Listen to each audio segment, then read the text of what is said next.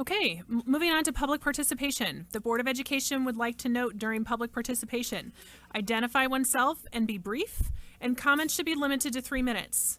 For our listening audience, please note that during any Board of Education meeting and public participation, board members do not respond and/or comment to public comments. Furthermore, the board refrains from referring to specific students or staff members by name and requests that public commenters refrain from doing so as well. Ms. Bradford, do we have anyone wishing to speak to the board this evening? Yes, Jacob Jenkins.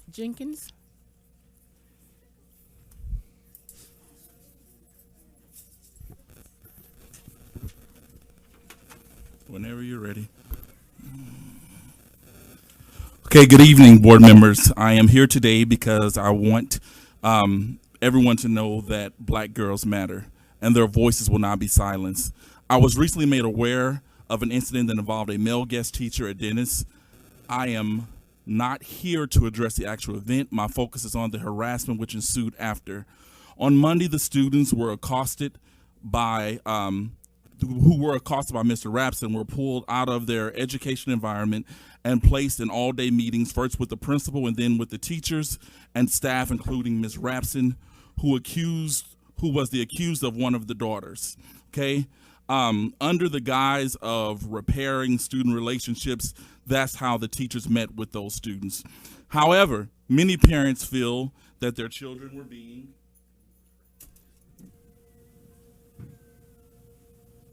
You can't do that under the Open Meetings Act. You cannot do that under, please stop the clock. You cannot do that under the Open Meetings Act, and I will contact the Attorney General if I'm interrupted again based upon the incidents that happened. Are we all clear? Thank you. Don't start the clock yet. No, ma'am. Please take it back to 2. No. He interrupted me. Please give me back my time. Please give me back my time. We won't play the games today. Mr. Rapson, who accosted the girls, I'm going to start over. Okay, the children were being harassed and coerced to change their story. Today, Miss Rapson again pulled one of the students to the side and called her a liar and said to stop making up stories about her father. Okay, these are classical tactics used in white schools that lack diversity and cultural competency. I am sure it isn't an isolated incident.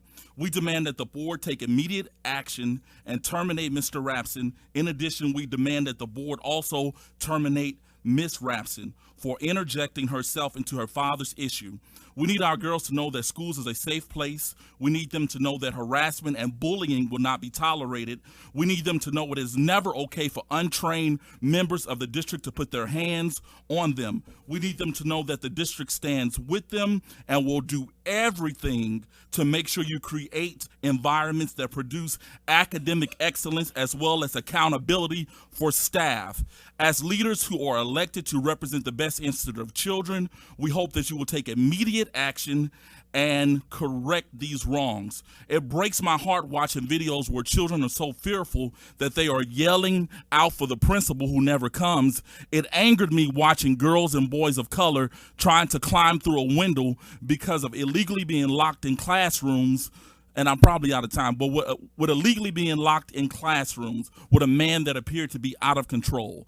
I am hoping the board will use the same zero tolerance policy that you hold students to and hold Dennis Lab Administration accountable. Thank you. Kim Mitchell.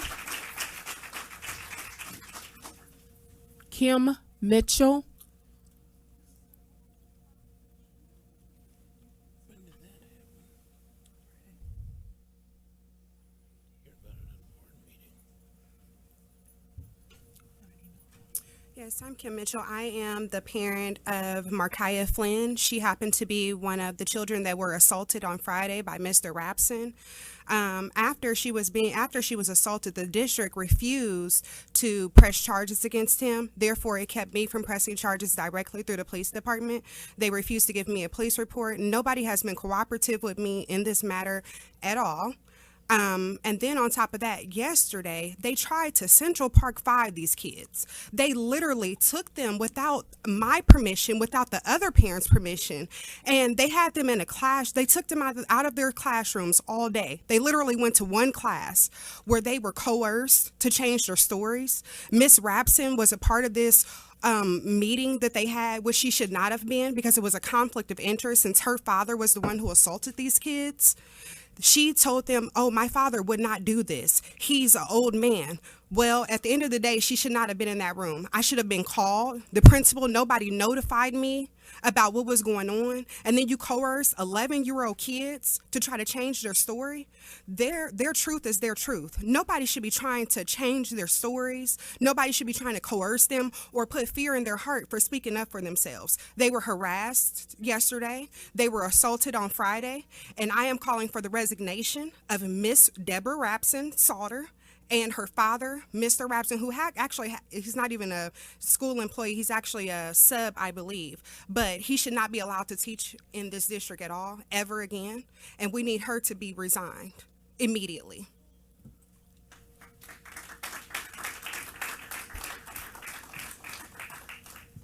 To make clear, the reason the board asks that you not use persons' names, particularly students nor employees in this forum, is the persons about whom you're making charges have no ability to defend themselves in this forum. Children are, in fact, disadvantaged in some cases by references to them. And so as a courtesy, we ask persons who speak at this mic to find other forums to express concern first,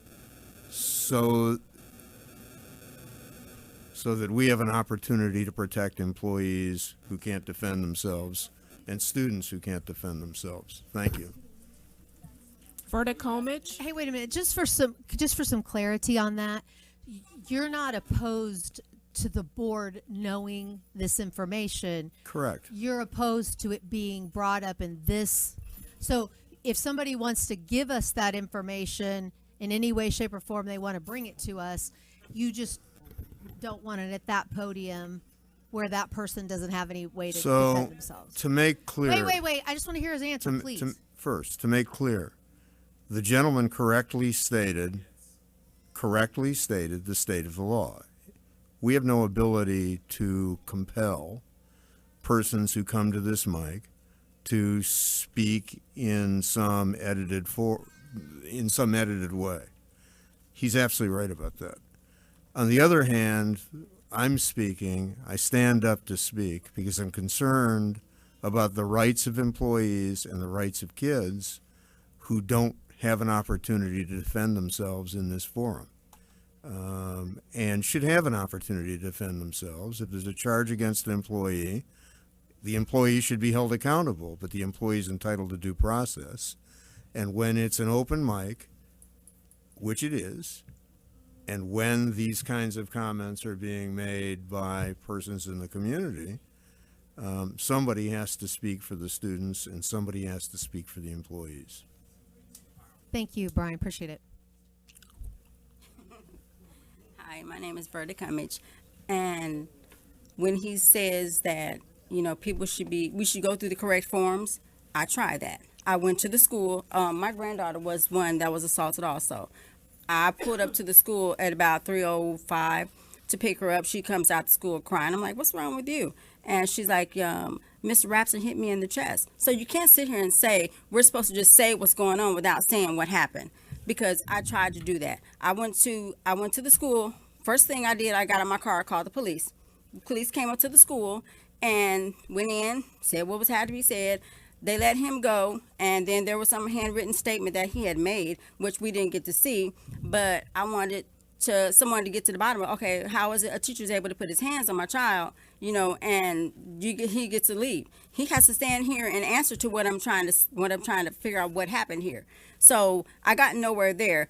I left those incompetent people up there at the school, went to the police station, got the same response. Oh, we're not going to press charges. We're not going to press any charges. So I left there after, being verbal with them, saying what happened. I went over to WA&D, went over there to make a statement. So I'm going through the correct form.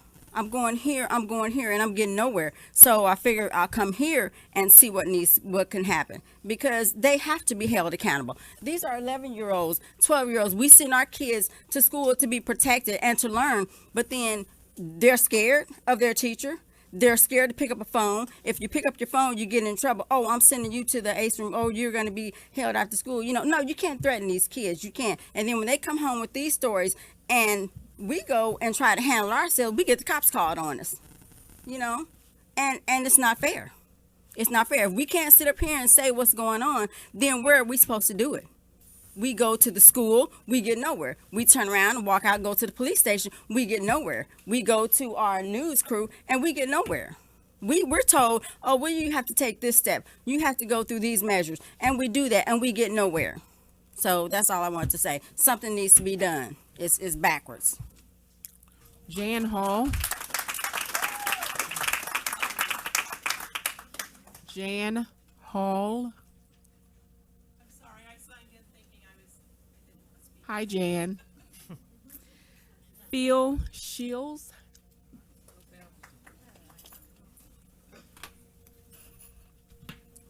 Good evening, Superintendent Frigo, members of the board. My name is Phil Shills, and I'm here to present community petitions of no confidence in the Board of Education. This petition calls for the resignation of the board president, as well as other complicit members of the board, and furthermore calls for the board to negotiate a fair contract settlement with the Decatur Federation of Teaching Assistants. The signatures on the petitions represent many people and families, as well as a lot of people who were frankly hesitant to sign, secondary to feeling a sense of trepidation because of a culture of fear and reprisal established by this school board and by the administration.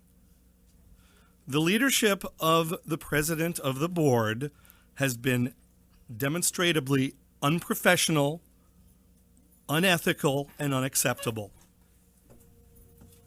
There's been a demonstration of a total lack of understanding in what is necessary to safely and ably educate our children. There has repeatedly been a lack of responsiveness and disrespect to the countless community members who have voiced concerns, as is their right, which we've talked about tonight, in this forum. This community and our students don't deserve to suffer another year of poor leadership. And as a board that takes pride in your 7-0 monolithic, completely unanimous voting record, the petition applies to all of you. What's most important to the students of DPS61 is caring, qualified staff in our classrooms daily. I think we're seeing examples tonight of what happens when that is not the case. Our students deserve to have staff that are appreciated and supported by the Board of Education. Your malicious treatment of the DFTA membership is not supported by this community. And the fact that you have still not settled a contract agreement is further upsetting our children's education.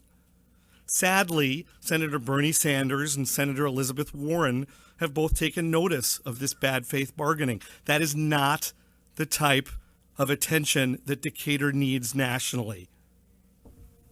My fellow speakers will now provide evidence in support of the petition. Bradford, next speaker. Kevin Collins Brown. Hi, I'm Dr. Kevin Collins Brown. I'm a parent, but you can call me the Peanut Gallery because President Nolan does. I'll be reading some of the bullets under the petition. Special needs students are denied their legal right to education. The board violated students' legal rights to a free and appropriate public education on October 29 through 31st, 2019 by allowing a strike to happen. The board violated the legal terms of students' individual educational plans on October 29th through 31st, 2019 by allowing a strike to happen. The board treated students in a discriminatory manner on October 29th through 31st, 2019 by allowing the strike to happen. Bargaining in bad faith. The board bargained in a regressive and unfair manner by effectively lowering the pay of support staff members. The board forced a work stoppage by refusing to compromise at the bargaining table not one, not two, not three, not four, not five, but 6 times. Committing malfeasance through illegal, unethical, and unprofessional actions. The board illegally threatened the union with removal of their insurance and other benefits. The board illegally removed benefits from the DFTA union members. The board president acted unprofessionally by public attacking the DFTA union president and calling some members the peanut gallery. The board lied to employees regarding the threat to cancel their insurance when they had already illegally done so. Unsafe environment for students. Well, do we really need to go there? Let's do. The board acted irresponsibly in the merging of Stephen Decatur and Thomas Jefferson, as well as Hope and Harris, by failing to plan and prepare, and they continue to fail and support these schools. The state average of classes is 24 students. At Hope, 27. The board has not adequately staffed either of those merged schools, as well as schools throughout the district, putting the students at risk of their education and personal safety daily. The board has not effectively addressed the daily fights and daily sexual harassment in these schools. Hope Academy is no longer equipped for handicapped and disabled students, violating the ADA. Boundaries are causing segregation amongst the rich and the poor and the black and the white, which is a violation of Brown versus Board of Education. Thank you.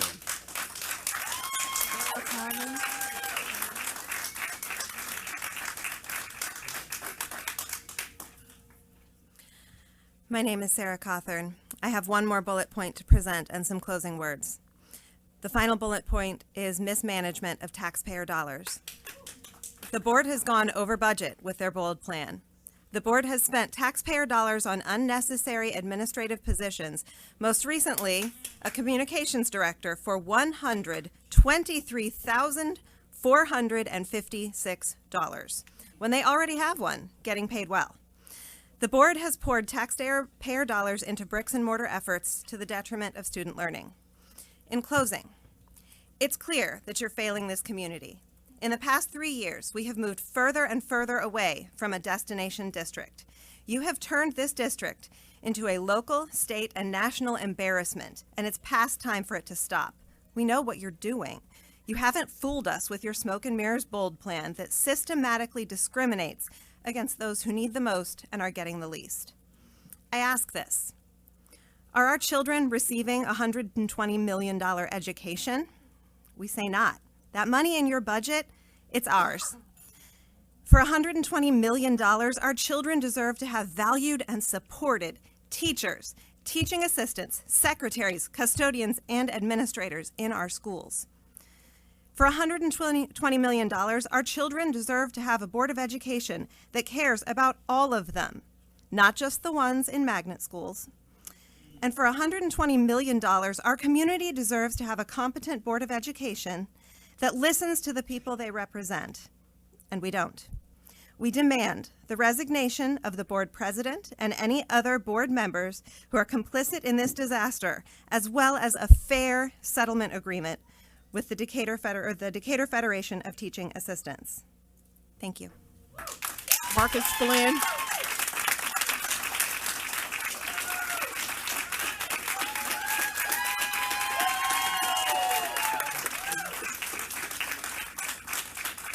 Marcus Flynn.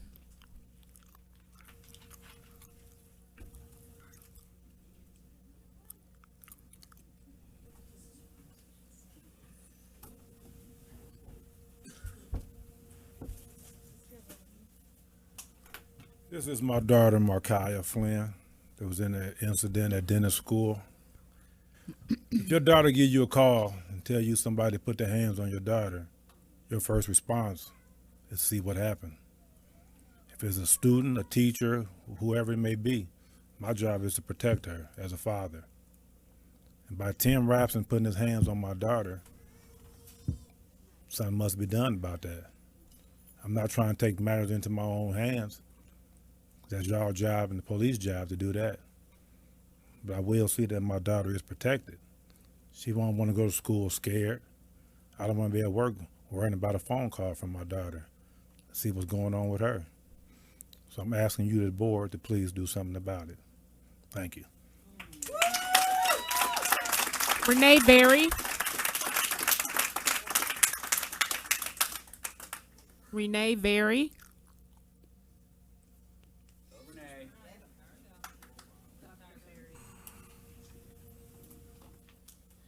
Good evening.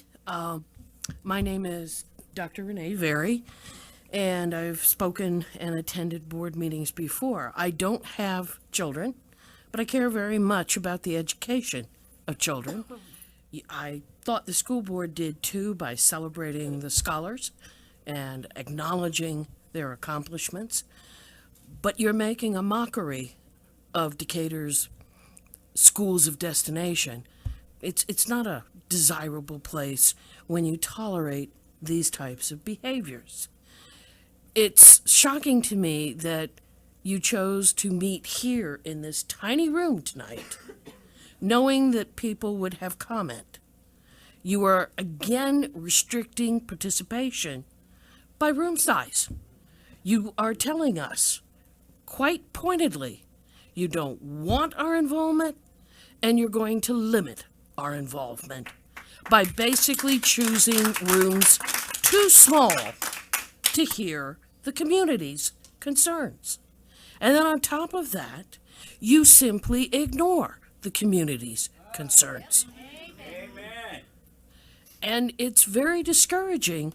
You are setting a very bad role model for our community by not listening to the very people that you were elected to represent.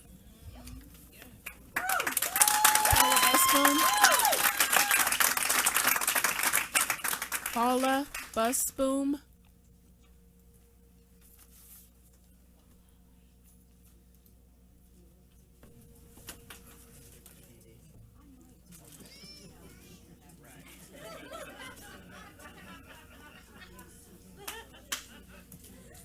Good evening, Superintendent Frigo, members of the board, and student ambassadors.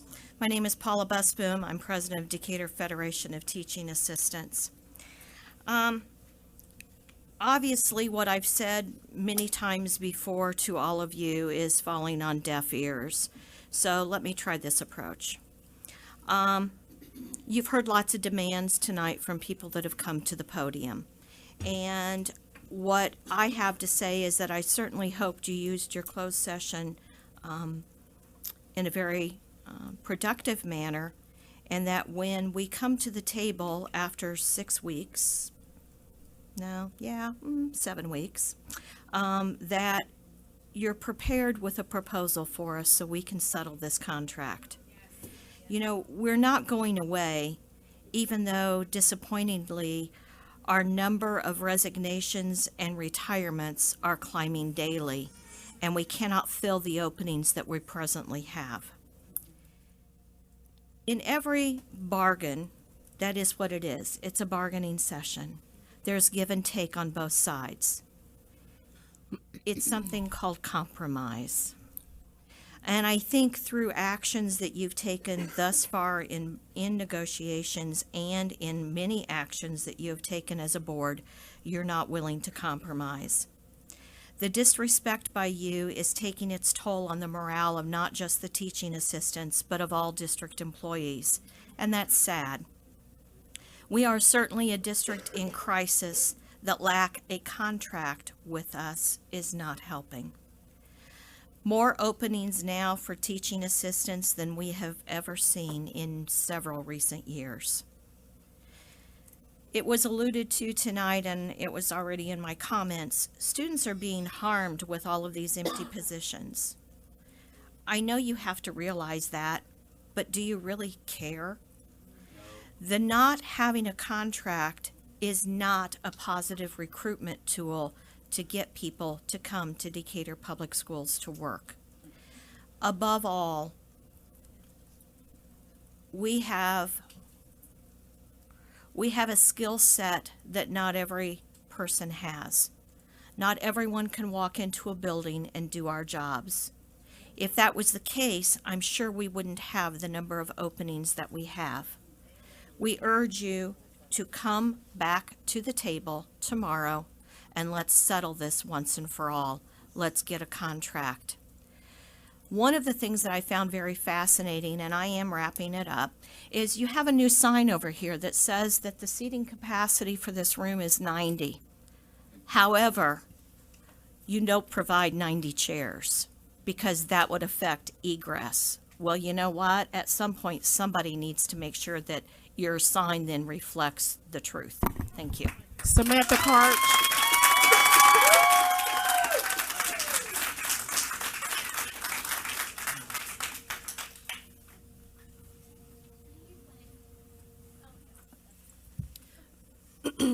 Good evening, Board of Education, Dr. Frigo, and student ambassadors. I am Samantha Karch. I am the Parent Mentor Coordinator for South Shores Elementary, but more importantly, I'm the parent of 2 South Shore students. My daughter Macy is one of the many students who rely on the added assistance of the Reading Recovery Program. As we all know, reading is a basic skill necessary for learning. Macy is in 2nd grade and has been with Ms. Schwartz over the past 3 years, and I can stand here and praise on the amazing work Ms. Schwartz does every single day with the biggest smile on her face. But instead, I stand here angry, sad, and mostly disappointed as you rip this program away from my daughter as she takes on 3rd grade along with so many other children who severely need it. I've stood by and held my breath with so many other decisions you have made, as I didn't want my opinions to reflect back on the mentor program. In fact, last board meeting when Mr. Days discussed hosting a meeting to seek out volunteers for Hope Academy, I called my director and asked her to reach out the first thing the next morning to see if we could help by implementing our program there. Because that's what you do. If you can help, you help. I hope you can help all of our children by making the choice to retract your decision on taking Reading Recovery away. As I opened Facebook on Valentine's Day, I saw a post. In grade school, we handed everyone in class a Valentine, not just the ones we liked, teaching us to spread respect to everybody. That's something we can all learn from. We need to learn from that. The next post was Herald Review's release of DPS canceling their Reading Recovery program. I understand the stress of being understaffed. One thing I learned as a multi-unit leader is people work for people, gratitude is attitude, and something as simple as thank you goes a long way. Robbing Peter to pay Paul is not your solution to your staffing shortage, nor the answer to the 4 out of the 5 children who are not at the appropriate reading level in their grade. Enough is enough, and I hope you listen and reevaluate this decision and think of all the children who severely suffer from this. Thank you. Mark Girdler. Mark Girdler.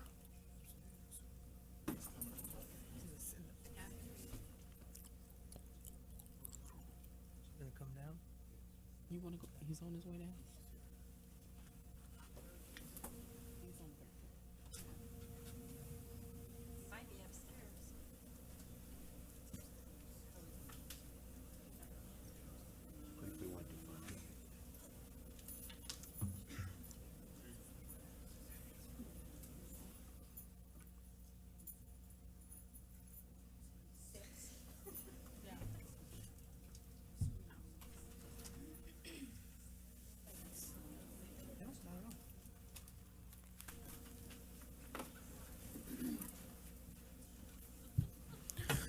Hello, my name is Mark Girdler. First of all, I want to say my friend Jacob Jenkins came up here, a pillar of the community, and told you how employees of yours were putting their hands on people in an inappropriate manner. What happened? He comes up here to speak, and this Dan Calkins character puts his hands all over him. That's ridiculous. Don't interrupt me. That's a violation of the Open Meeting Act. I want to say this is ridiculous that we have to sit upstairs for this. What about the people that can't go up and down all these flights of stairs? How about access, Beth? How about standing outside? How about people had to stand out there with nowhere to sit down for what, 20, 30, 40 minutes? Maria Robertson told me it was your fault. Straight up told me it was your fault and Fergo's fault. Why does that stuff happen? I want to say how asinine it is that the teaching assistants still don't have a contract. This is ridiculous. You have turned yourself into a Disney cartoon villain at this point. You actually thought you were ever going to parlay this into a higher office, Beth? What would you run on? Wannabe failed union buster?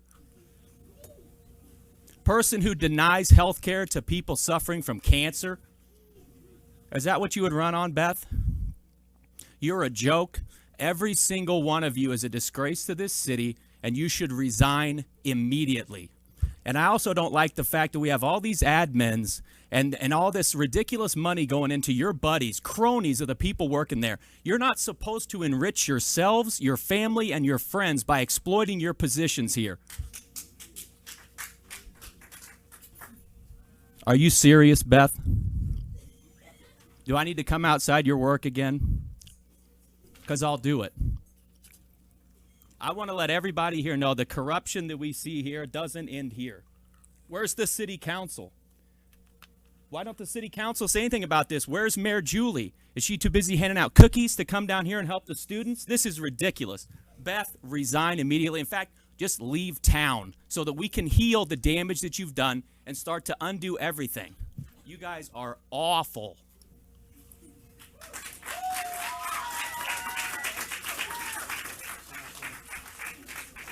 Okay, we will now move on to board and/or committee